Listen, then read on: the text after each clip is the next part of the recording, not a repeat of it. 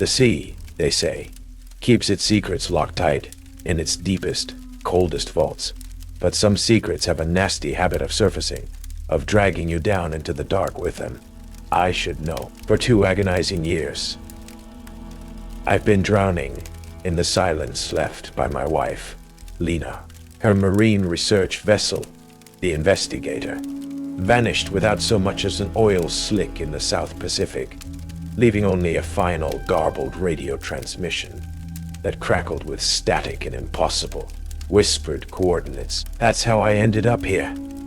Knuckles white on the rusted railing of the Night Providence, a hulking, soot-stained cargo hauler that flew no discernible flag, answered to no listed owner, and seemed to recruit its crew from the desperate dregs of every forgotten salt-caked port across the globe.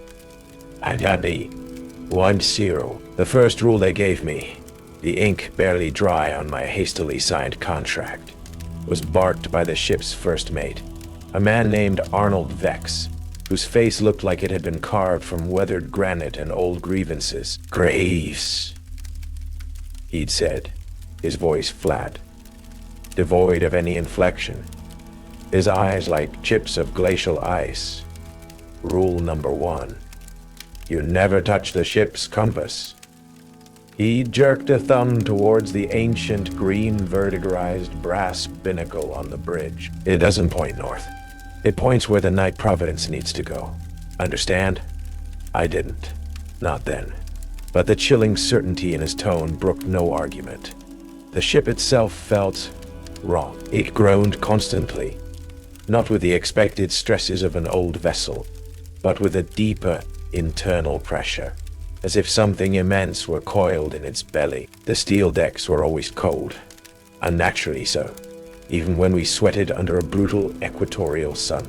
And below decks, in the narrow labyrinthine corridors, the air thrummed with a low, sub-audible vibration, a persistent thrum that resonated deep in your bones, making sleep a hunted, fleeting animal, always just out of reach. Aki, the old Finnish deckhand whose bunk I'd inherited, had apparently broken the second rule. Luis Ortega, the ship's cook, a garrulous Cuban with eyes that had seen too much ocean, had told me the story in hushed tones over a plate of dubious stew. Rule 2, amigo.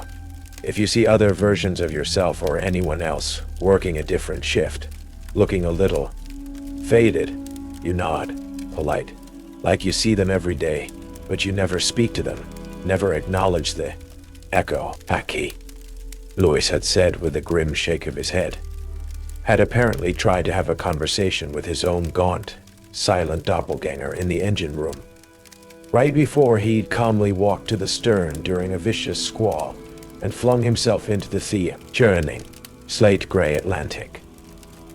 My first few days were a blur of back-breaking labor and uneasy observation, chipping rust, swabbing decks, securing cargo that Vex himself oversaw with an iron fist, its contents always hidden beneath heavy tarpaulins or locked within anonymous, featureless containers. It was during a dog watch, the ship groaning under a starless, oppressive sky, that I saw him, myself, or an echo of me. He was further down the narrow, dimly lit companionway, coiling a heavy mooring line, his movements identical to my own, his face grimy with engine oil and exhaustion I hadn't yet earned on this voyage. He looked up, met my eyes for a fraction of a second, gave a curt, almost imperceptible nod, then turned and disappeared around a greasy bulkhead. My heart hammered against my ribs. Fatigue, I told myself. The disorienting roll of the ship. Stress. But the image, the utter, mundane reality of that other Elliot, seared itself into my mind. Later, Luis Ortega stirring a bubbling pot in the galley that smelled suspiciously of fish, well past its prime, caught my unsettled expression. The sea plays tricks, eh, Graves? He'd said, his usual joviality replaced by a knowing, somber look. Especially these waters. Cursed waters. The old ones, they call the spirit of these currents Il Ahogado. The drowned one. He doesn't like those who see too much. He'd made a warning sign then. A quick flick of his fingers. That night, unable to sleep, I found myself on the deserted boat deck, the wind whipping salt spray into my face. The ship was plowing through heavy, unnatural swells. The sky an inky black void. I glanced towards the bridge, drawn by an unseen current. Through the spray-lashed windows, I could see the faint green glow of the binnacle, the ship's ancient brass compass. Its needle, usually quivering with that strange, erratic energy, was now still. Dead still. And it wasn't pointing north, or east, or any direction that made sense. It was pointing directly off the port bow, towards a patch of churning, unnaturally black water that seemed to swallow the faint starlight. A patch of ocean that, according to the ship's humming, modern GPS display I'd glimpsed earlier, should have been nothing but miles of empty, charted sea. As I watched, mesmerized, I felt the Night Providence subtly, almost imperceptibly, alter its course, its groaning hull turning, like a vast, blind beast, towards that patch of devouring darkness. Vex wasn't on the bridge. No one was. The ship was steering itself. The incident with the compass and the black water left a cold knot of dread in my gut. I started watching, really watching. The doppelgänger encounters became more frequent, less dismissible. Not just my own echo, but others. I'd see Petrov, the hulking Russian engineer, meticulously checking gauges in the engine room, only to pass the real Petrov, looking tired but solid, hauling a toolbox up the ladder from the same space minutes later. Mara Quinn, the ship's chief engineer, a tough, no-nonsense woman with grease permanently etched into the lines around her eyes. I once saw her simultaneously supervising a repair on the starboard winch, while her fainter, more translucent double calmly read a technical manual in the mess hall. Each time, rule number 2 was observed with a chilling, almost ritualistic precision. A brief nod, a flicker of acknowledgement, then averted eyes, and a swift, silent departure. It was a dance of ghosts and the living, a macabre etiquette I was slowly, terrifyingly, mastering. My attempts to access the ship's official navigational logs were met with a digital wall. Sarah, the ship's electronic route and regulating AI, as the faded acronym on the bridge console proclaimed, presented only heavily encrypted files or deliberately truncated data streams that ended just before each bizarre course correction. The official manifest destinations, Rotterdam, Singapore, Valparaiso, were lies. We never got close to any major port. Our supplies were replenished at sea via shadowy, unmarked tenders that materialized out of the fog in the dead of night, Vex overseeing the transfers with a silent, armed contingent of what looked like ex-military goons. I approached Mara Quinn in the thunderous, sweat-slick heat of the engine room. She was wrestling with a malfunctioning condenser unit, curses hissing through her teeth. "Chief," I began, trying to sound casual, "ever notice anything odd about our course?" Sarah's plots seemed creative. She threw me a look sharp enough to cut steel. Sarah plots what Vex tells her to plot.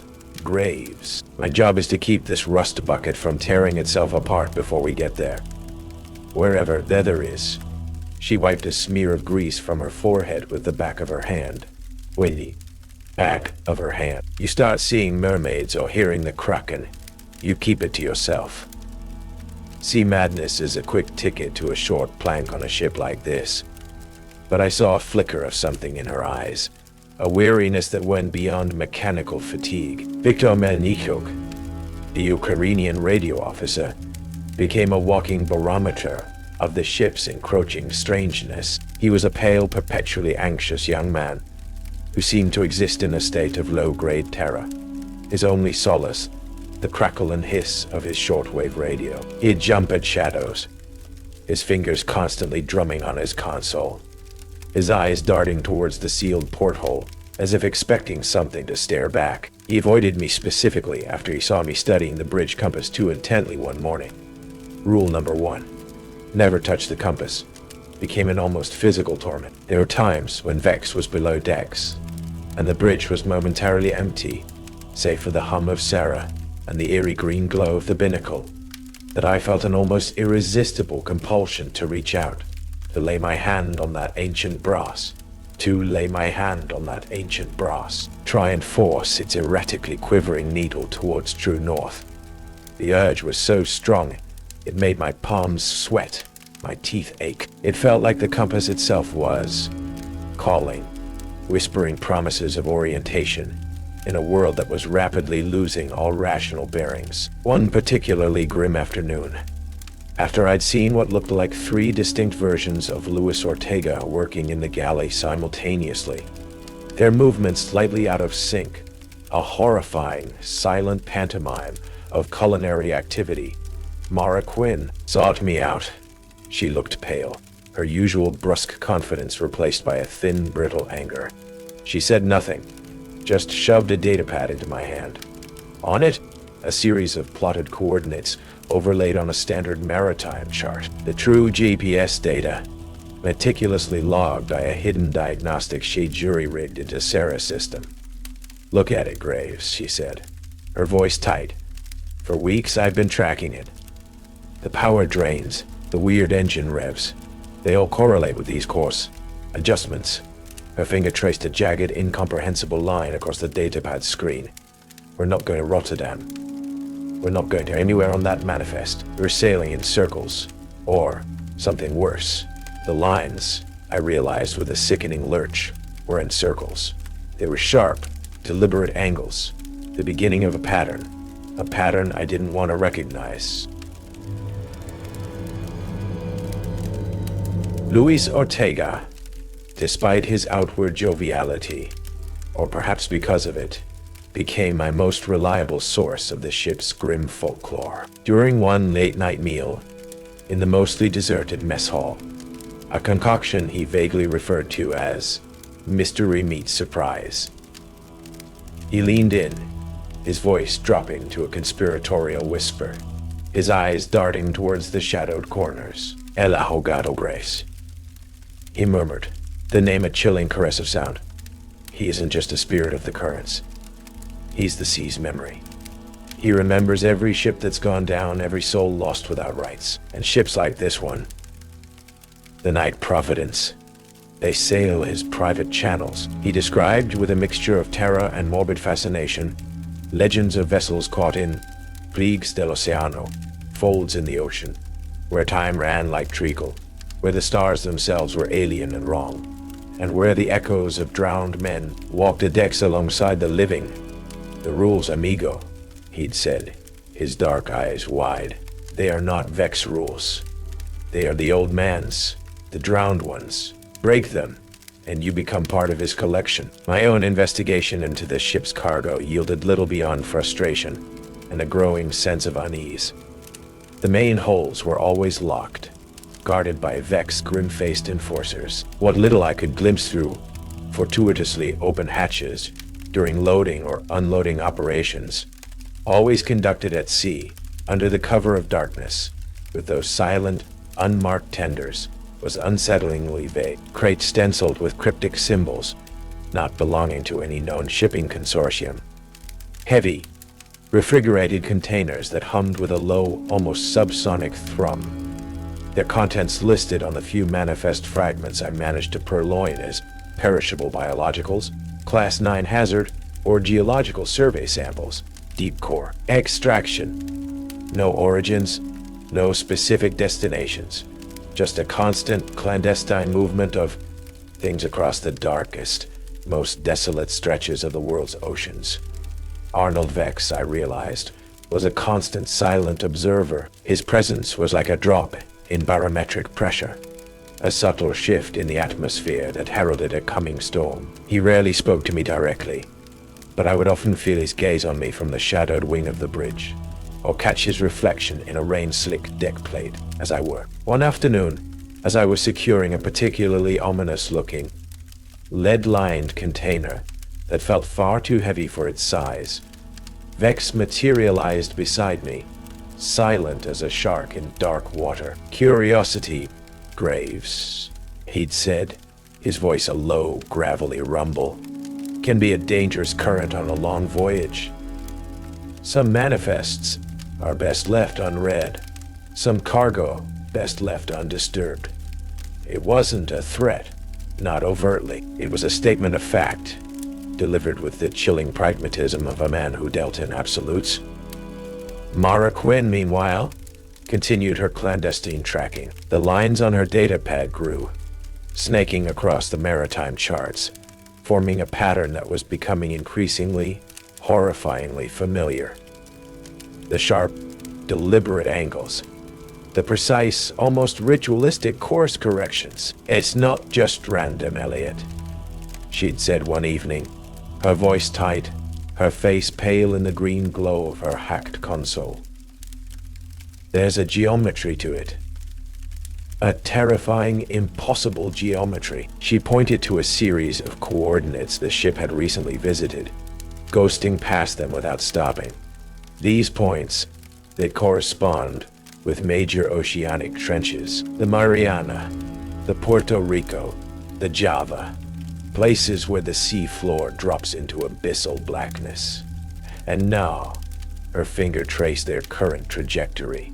"We're heading towards the Diamantina fracture zone, another deep-sea abyss." It was then that Victor Melnikok, the terrified radio officer, finally cracked. A brutal, unnatural squall had descended upon the Night Providence, seemingly out of nowhere, lashing the ship with hurricane-force winds and waves that crashed over the bow like liquid mountains. All external communications were dead. The ship groaned and screamed, and the rhythmic thrumming from its depths intensified, becoming a sickening agonal pulse. I found Victor huddled in the radio shack, surrounded by the crackle and hiss of dead airwaves, his face the color of old parchment, muttering in Ukrainian. The stars are wrong," he whispered, clutching a set of headphones to his ears as if trying to block out some unbearable sound. Then his eyes focused on me, wide with a desperate confessional terror. Wide with a desperate confessional terror. "I saw us, Graves, your wife's ship, the Investigator. I heard it, months ago. Before I signed on here." His voice was a raw, choked whisper. "So much static." But she said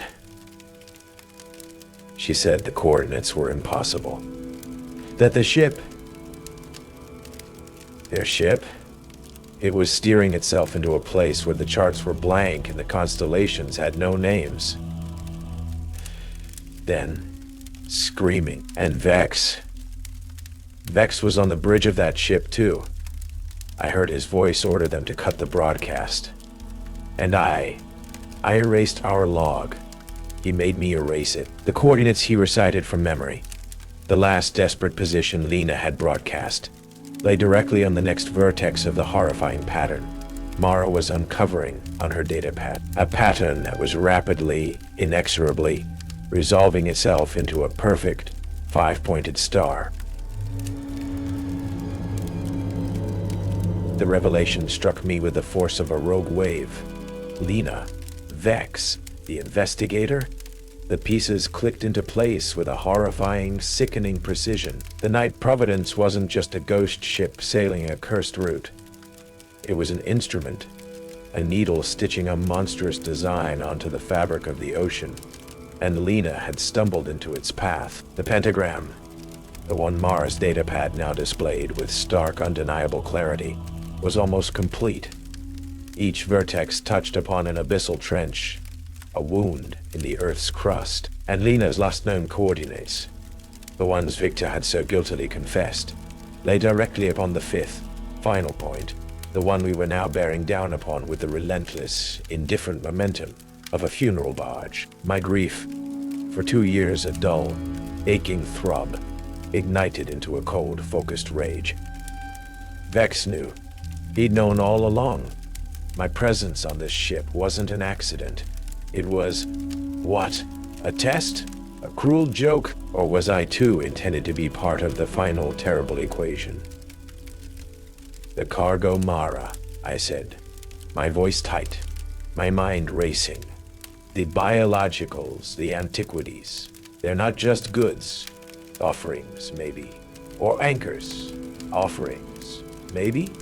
Or anchors. Mara, her face grim, nodded slowly. The energy signatures around those refrigerated containers in Hold 3. They're off the charts. Not radiation, not chemical. Something else. Something else. Something resonant. She looked at the completed pentagram on her screen, then at me, her eyes reflecting a dawning shared horror. This route, it's a ritual, Elliot. An ancient oceanic ritual, and we're about to complete it.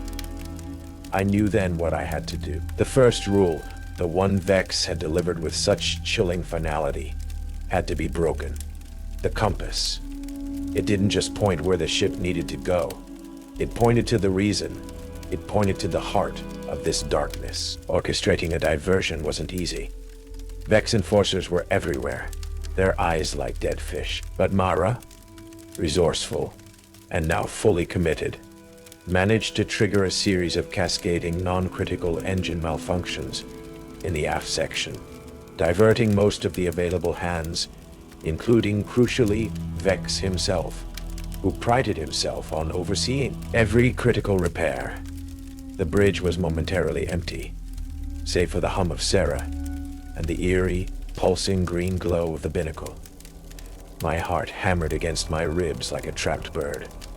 This was it. I reached out, my fingers trembling, and touched the ancient, vertigrized brass housing of the ship's compass. The moment my skin made contact, an icy electric shock jolted up my arm, so intense it nearly buckled my knees. The bridge lights flickered violently, then dimmed to a sickening underwater gloom. A low, guttural moan, like the sound of a dying whale, seemed to rise from the very keel of the Night Providence, vibrating through the deck plates, through my bones. The compass needle, which had been quivering erratically, now spun with dizzying speed, a blur of tarnished brass, before finally, with a decisive, almost sentient click, it locked into place. It wasn't pointing towards the open sea. It wasn't pointing towards the open sea. It wasn't pointing towards any known direction. It was pointing directly downwards, towards the deck, towards the heavily reinforced, triple padlocked hatch that led to primary cargo hold 3, the hold that hummed with that unnatural, resonant energy. The hold that Vex guarded like a Cerberus. The compass didn't just point to where the ship needed to go. It pointed to its dark, beating, unholy heart. Alarms shrill and piercing erupted throughout the ship. Red emergency lights began to pulse, casting bloody, dancing shadows on the bulkheads. The ship, which had been on a steady, automated course, suddenly, violently, listed to port. And then Arnold Vex was there, framed in the bridge doorway, his face a mask of cold, murderous fury, his eyes like chips of obsidian. In his hand he held a heavy, antiquated flare gun, its muzzle aimed directly at my chest. "You damned, interfering fool," he snarled, his voice a low, lethal hiss. "I told you, some doors are meant to remain closed. Some secrets are meant to remain undisturbed." As he spoke, as he took a deliberate step towards me, I glanced, involuntarily, through the spray-lashed bridge windows, and my blood froze. The stars, the familiar cold, indifferent stars of the southern hemisphere, were gone. In their place, a swirling alien skyscape pulsed with impossible colors, with constellations that had never graced any human chart, with vast, nebulae-like shapes that seemed to writhe with a silent, unknowable intelligence. The Night Providence hadn't just changed course. It had sailed off the edge of the world. The alien skyscape outside the bridge windows was a nauseating, beautiful horror. A canvas of swirling, impossible geometries and colors that defied earthly description. It was as if the very fabric of reality had been torn open, and the Night Providence was now sailing through the raw, bleeding wound. Vex, however, seemed utterly unfazed by the cosmic unraveling. His obsidian eyes were fixed on me, his grip on the flare gun unwavering. "You've done it now, Graves," he hissed, the words tight with a cold, controlled fury. "You've agitated the currents. You've disturbed the slumber of the drowned one." The final leg was meant to be precise, clean. Before I could respond, before he could make good on the murderous promise in his eyes, the ship gave a violent, sickening lurch, throwing us both against the bulkheads. Alarm shrieked from every console. A cacophony of dying systems and automated distress calls that would never reach any sane harbor. The lights flickered, died, then sputtered back to a dim emergency red, bathing the bridge in a hellish, pulsating glow. From below decks, I could hear the panicked shouts of the crew, quickly devolving into screams of pure terror. "The ritual!" I gasped, my head still reeling from the impact, the impossible stars outside searing themselves onto my retinas. "This ship? It's a ceremonial vessel." Vex's lips curled into a sneer.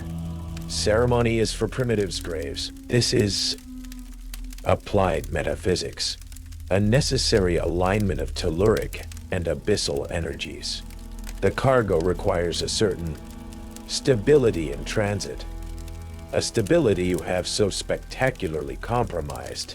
He raised the flare gun, but then Mara Quinn's voice, raw and desperate, crackled over the bridge intercom, somehow still functional amidst the chaos.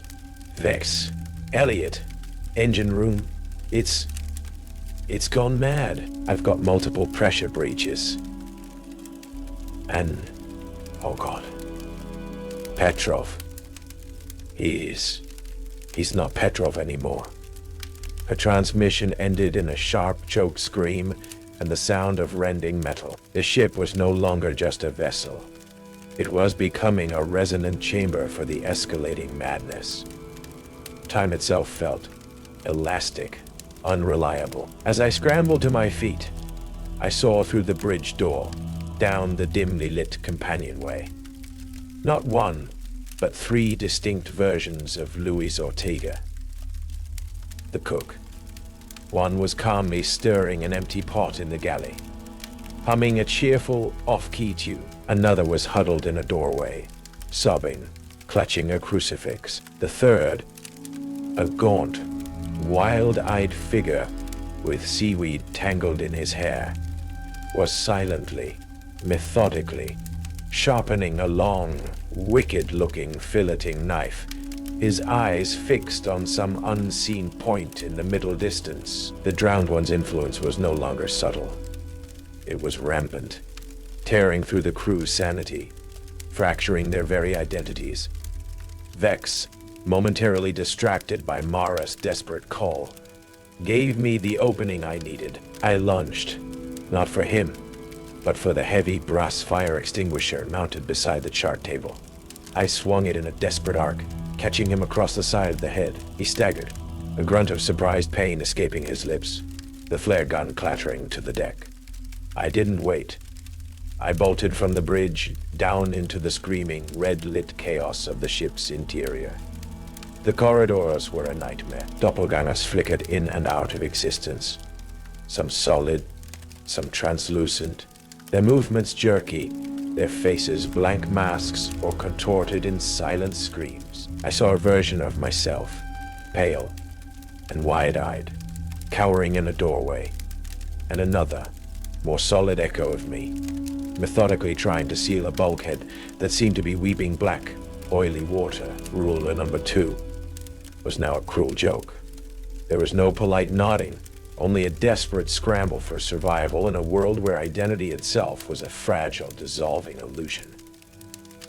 I had to get to Mara. I had to get to that cargo hold. The compass, which I had inexplicably, almost unconsciously, snatched from the binnacle during my escape from the bridge, throbbed warmly in my hand, its needle now a steady, insistent point towards the bowels of the ship. The engine room was a Dantean vision. Pipes had burst, spewing scalding steam and acrid, chemical-smelling fluids. The air thrummed with the high-pitched shriek of tortured metal and the low, guttural growls of something. I found Mara backed into a corner, a heavy wrench in her hand, facing down what had once been Petrov.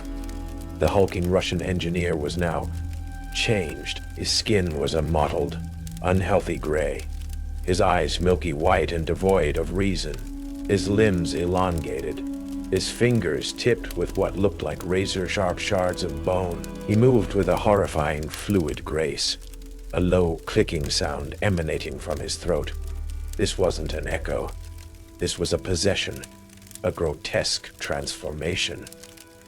"Elliot," Mara cried, relief and terror warring in her voice. "Help me! It's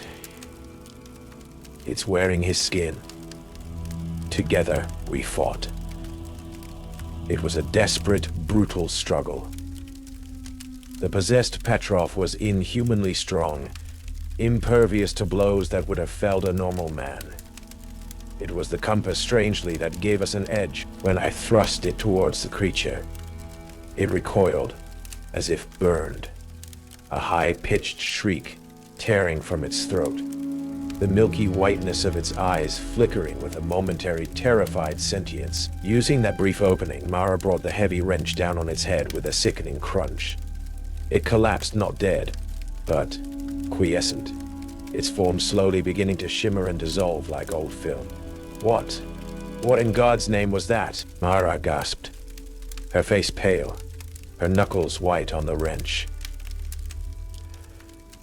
"The drowned one," I said, the words tasting like ash. "It's not just echoes anymore. It's taking them.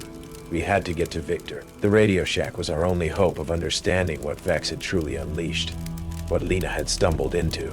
We found him, not terrified, but broken. He was sitting amidst the wreckage of his equipment, clutching a single charred microphone, tears streaming down his face. "It's all true," he whispered, his voice a hoarse, rattling sound. "The cargo, the biologicals, I saw them years ago on another ship. Vex ship. Not like this, not changed, but sleeping," he described, in fragmented, horrified detail. Vex supervising the loading of what looked like human bodies, pale and inert, into heavily shielded, refrigerated cryo containers. They were marked with the same cryptic, spidery symbols I'd seen stenciled on the crates in the Night Providence's restricted manifest. He called them the Silent Choir. Ready for a new conductor. The compass in my hand throbbed hotter now, insistently. Primary cargo hold 3. It was time to face the music. The hatch to the hold was, as predicted, triple locked and reinforced. But Mara, with a grim determination, set to work with a portable cutting torch she'd salvaged from the engine room's chaos. As sparks flew, a chorus of whispers erupted from within the hold.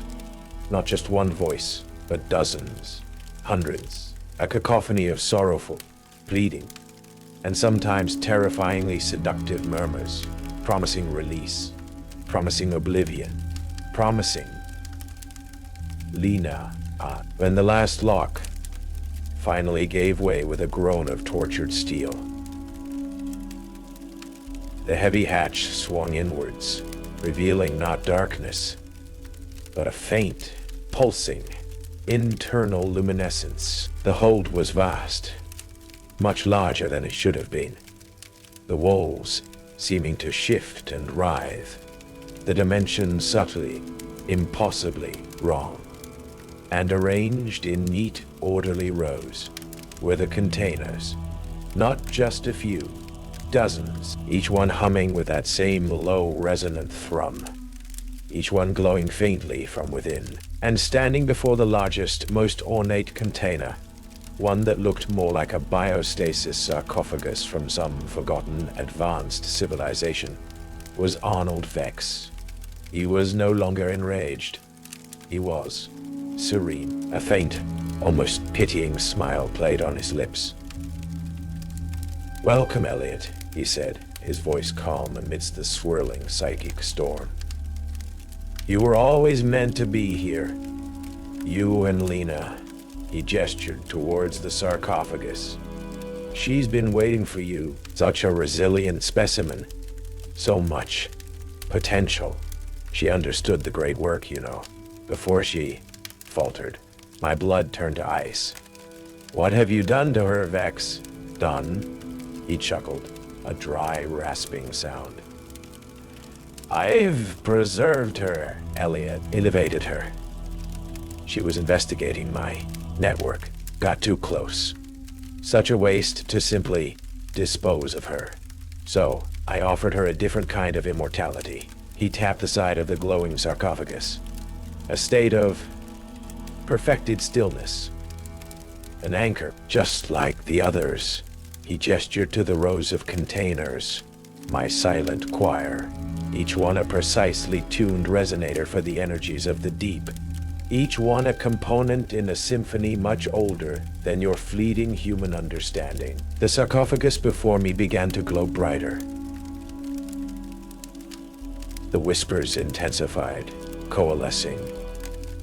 And for a horrifying moment, I heard Lena's voice, clear and sweet, calling my name, telling me she was cold, so very cold, begging me to open it, to join her. The drowned one was using my deepest love, my most profound grief, as a weapon.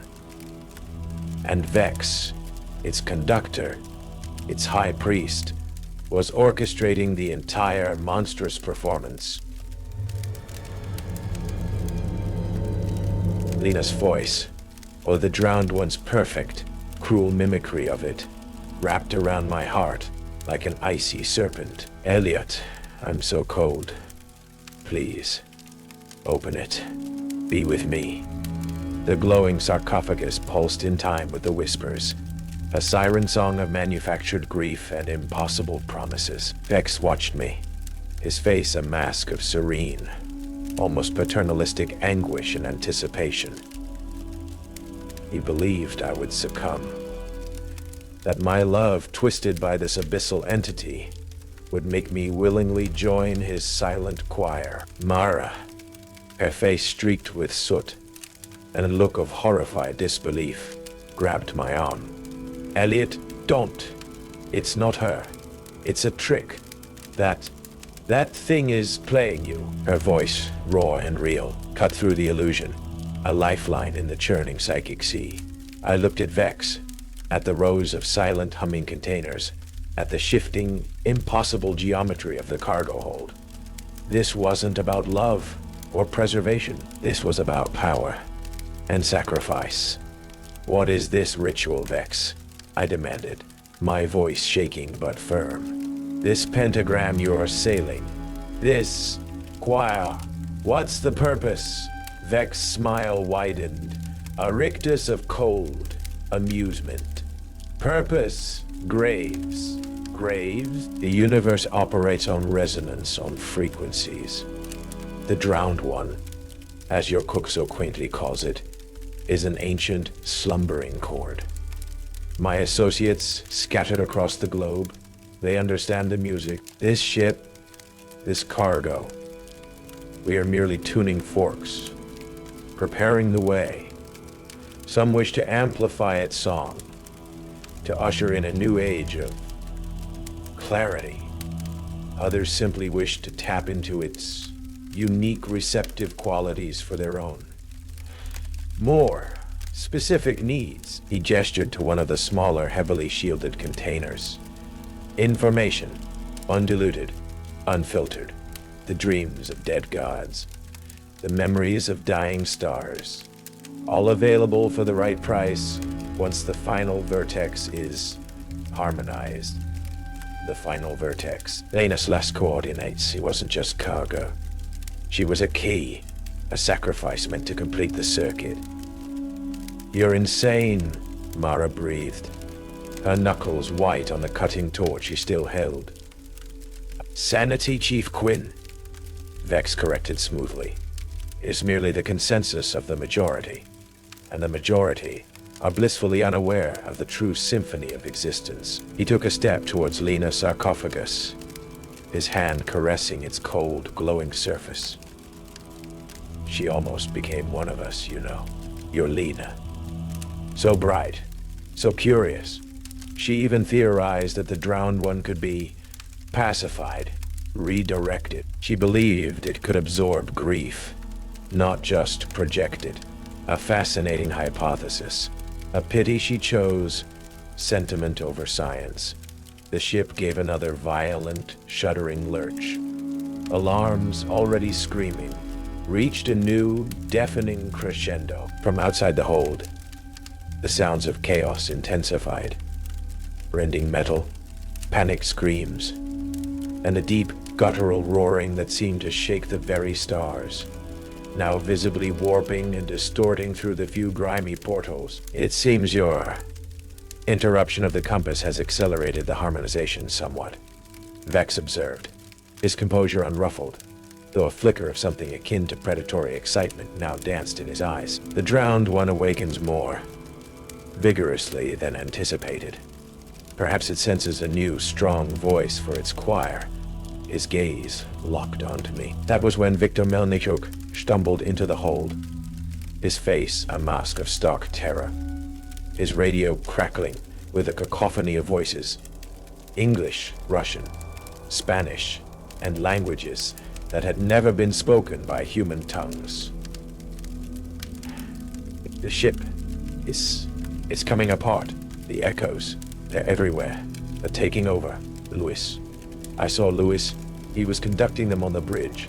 The floor beneath us tilted violently. Containers broke free from their moorings, crashing into each other with deafening metallic shrieks.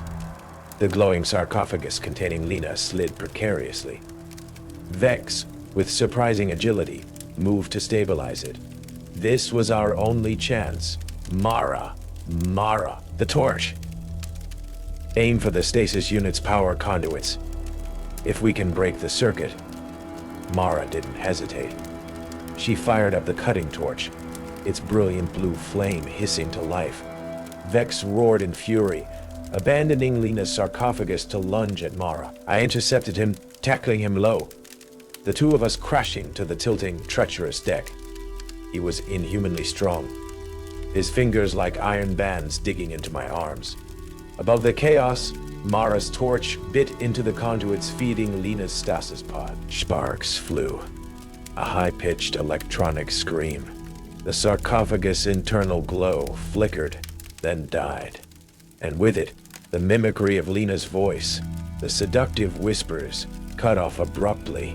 The effect on the hold was instantaneous and terrifying. The drowned one, its primary anchor point, its specifically tuned sacrifice, suddenly and violently deharmonized, roared its displeasure. Not a sound, but a wave of pure, unadulterated psychic malevolence that slammed into us. The very walls of the hold seemed to ripple and dissolve, revealing not the sea outside, but swirling, impossible vistas of alien geometries and dying suns. Time itself fractured. I saw Vex, not as one man, but as a multitude, his past and future selves flickering in and out of existence. I saw Mara screaming as multiple versions of the possessed Petrov, their forms more monstrous than before, converged on her from impossible angles. I saw myself, drowned and bloated, beckoning from a dark, oily sea. The Night Providence was no longer sailing on any earthly ocean. It was unmoored, adrift in a chaotic, broken reflection of reality, a place where the rules of existence had ceased to apply. The Pentagram was shattered, but in its place, something far more terrifying had been unleashed. The ship had become a permanent nexus, a bleeding wound between worlds. The chaos within the cargo hold was a symphony of shattered realities. Vex, his form flickering between a dozen different ages and expressions of cold fury, fought with the strength of a man possessed by his own damnation. Mara, a beacon of desperate, fiery defiance, used her cutting torch to hold off the temporarily fractured echoes of the crew, their forms phasing in and out, their attacks unpredictable and terrifying. Victor had succumbed, his eyes vacant, his radio now broadcasting a continuous, multilingual stream of the drowned one's whispers. A siren song of madness. My own perception was fracturing. The compass I still clutched throbbed with a life of its own, its needle spinning wildly, no longer pointing to cargo but to everywhere and nowhere. It was a gateway, I realized, not just a guide. Lena's sarcophagus lay dark and silent, its power source severed. But was she truly free? Or had I merely traded one prison for another, far more vast and terrifying? In a moment of desperate clarity, I saw Vex falter, his multiple forms momentarily coalescing, his eyes wide with a flicker of what might have been genuine fear as a colossal, shadowy tentacle, formed not of water but of pure, swirling temporal distortion, brushed against the far bulkhead, causing the steel to ripple and decay like ancient parchment. The drowned one was no longer contained by the ritual. It was consuming its failed conduit. The ship, Mara screamed, her voice hoarse, her torch sputtering. It's a fold. We have to stabilize something, find an anchor. An anchor. Lena, her stasis pod was inert. But perhaps the woman within, the real Lena, her consciousness shielded by the now failing technology. I fought my way to the sarcophagus, Vex momentarily forgotten as he battled his own. More cosmic demons. The emergency release. I fumbled with it, my fingers numb, my mind reeling. With a hiss of escaping pressure, the front panel slid open. Lena lay within, pale, still but undeniably. Her, not an echo, not a whisper. Her eyes fluttered open, unfocused, clouded with the residue of untime. Elliot, she whispered, her voice a fragile thread. There was no time for reunion, no time for explanation. The ship was dissolving around us. Vex let out a final gurgling scream as the shadowy tendril finally enveloped him, his form dissolving into a shower of fractured temporal echoes. "Hold on!"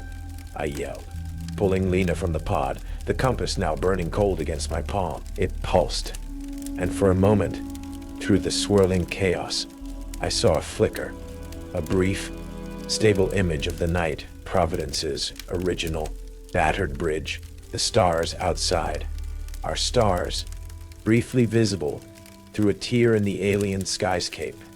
An exit? A trap? We fought our way out of the disintegrating hold, through corridors that twisted and turned in impossible ways, pursued by the roaring, formless hunger of the drowned one. Mara was behind us, her torch spent, her face grim. Victor was gone, his radio silent save for a single repeating childlike whisper. Lost, lost, lost. The bridge, when we finally stumbled onto it, was a wreck, but the compass binnacle still stood. I slammed the ancient compass back into its housing. Handio, and just on the north theory, has strategy skahad, and all at her, and Aiki. The ship gave a colossal, shuddering groan, and the alien stars outside wavered. Then, with a sound like a universe snapping back into place, they were replaced by the cold, familiar, indifferent stars of Earth's night sky. Or a version of us was.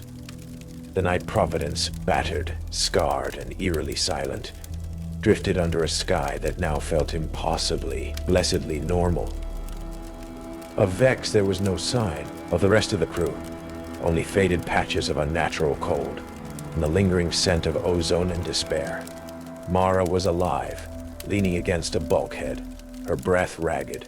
Lena, weak but conscious, clung to my arm. Days later, a passing freighter picked us up, 3 traumatized survivors from a ghost ship with no official record, no manifest, and a cargo hold filled with nothing but empty, humming containers and the faint, lingering scent of the abyssal deep. Our story, when we tried to tell it, was dismissed as a shared delusion, the product of extreme stress and exposure. Vex Network, the shadowy organizations, remained untouched, their tendrils buried too deep. Life resumed a pale imitation of what it once was. Lena recovered, physically, but her eyes held a new, ancient shadow, a memory of impossible voyages. We never spoke of the Night Providence, but sometimes, late at night, when the wind howled around our small coastal cottage, I would see her staring out at the dark, turbulent sea, a strange, listening expression on her face. One morning, a year to the day we were rescued, a small water-stained wooden crate washed up on our beach. No markings, no return address. Inside, nestled on a bed of dried seaweed, was an old tarnished brass compass.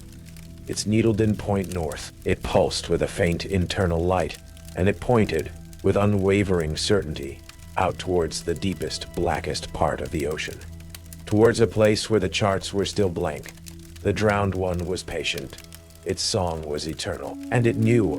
I realized with a sudden, chilling certainty that settled deep in my bones, that some voyages, once begun, could never truly end.